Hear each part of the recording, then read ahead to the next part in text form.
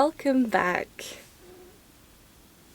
Oh my gosh, honestly guys, this week has just been so uninspiring. It's been torrential rain and oh god, Scatola returned as well. It was a bad week in terms of van life. Okay, so as of popular request, I decided to make today's video about how I started van life and why I'm even here. Some days I'm like, I don't even know.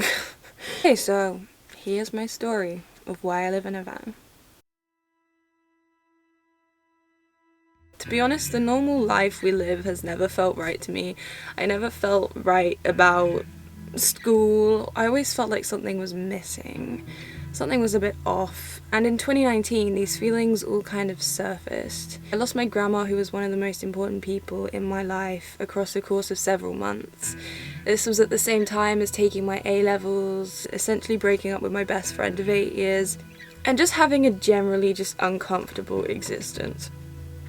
All of this sent me into just severe depression and just an extreme feeling of anxiety 24/7, and all of this changed my outlook on life, and it made me question the purpose of life and what made surviving today worth tomorrow.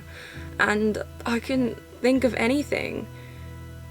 I also realised that I was never doing anything in my life for me. It was always for school or some bigger cause, or I was always choosing the sensible option, and at that point I was done.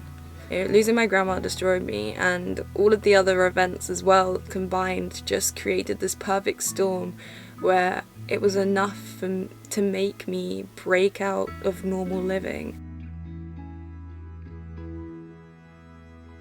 After my grandma had died, all I could do was watch YouTube and just sit on the sofa for weeks on end. I came across Living Big in a Tiny Home, and the theme tune still gives me goosebumps to this day. Literally getting them right now. This is where I came across the concept of tiny living. It was the first glimmer of hope for me, and I was obsessed with tiny living. I'd never seen it before, and to me it came at the perfect time when life didn't seem to make sense to me. Tiny living, on the other hand, made perfect sense to me. I then found van life and watched every single van life video in existence. And I had my place at my dream uni, but I gave it all up to live in a van. And people were like, how'd you get the confidence to do that? And the truth is, it's because I had nothing left to lose. I had literally nothing left to lose. At this point, I started to realize why life was often referred to as a cosmic joke. I began to see the irony and ridicule behind existence as a human, and I began to see life for what it is, and I figured if it didn't take me seriously, why should I take life so seriously back? And I mean, uni and the whole 9-to-5 life was never my dream. It was Western society's dream. And this decision seemed crazy to a lot of people, but to me it was the most sane decision I'd ever made.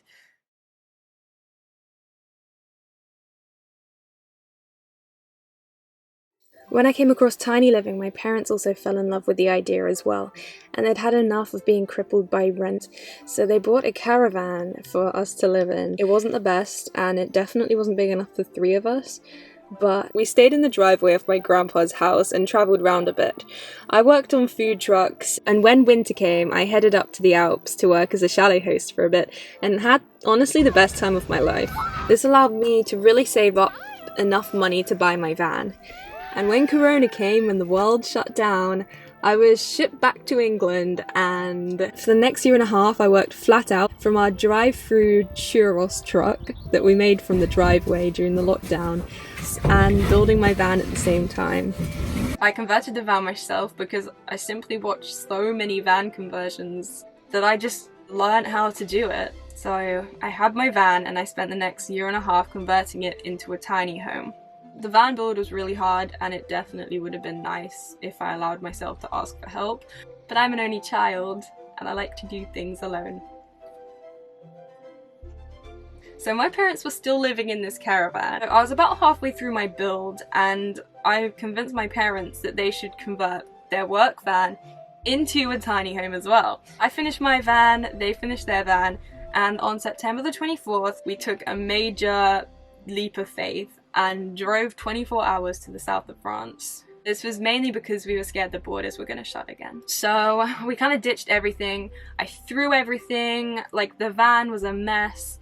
The van wasn't even finished and I had barely driven my van before and suddenly I was driving 24 hours across another country on the wrong side of the road with my house in the back. Like, it was dramatic, but it was amazing. So this is where things get interesting. I was gonna spend 2 weeks with my parents, having a kind of holiday to make up for the holidays we hadn't had. But a load of things then went wrong. I crashed my van into a bridge.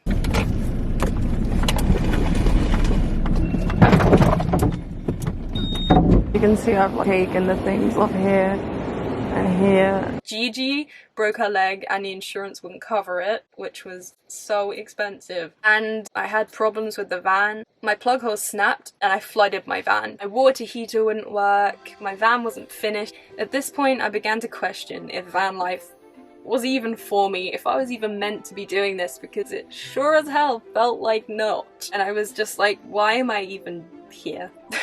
So the 2 weeks turned into about 3 months with my parents. And now I've been solo van lifing for coming up to 2 months with my dog Gigi, and we've been having a great time.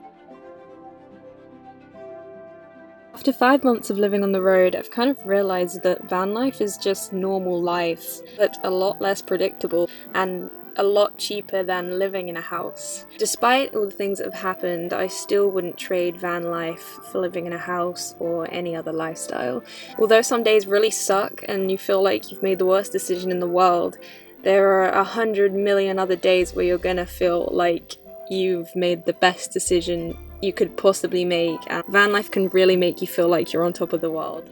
And that's my van life story. I feel like it's a necessary video to do so you guys can kind of understand me a bit better. Yeah, thank you for all your really kind comments and DMs. It's really cool. So thank you, and I will see you next Friday.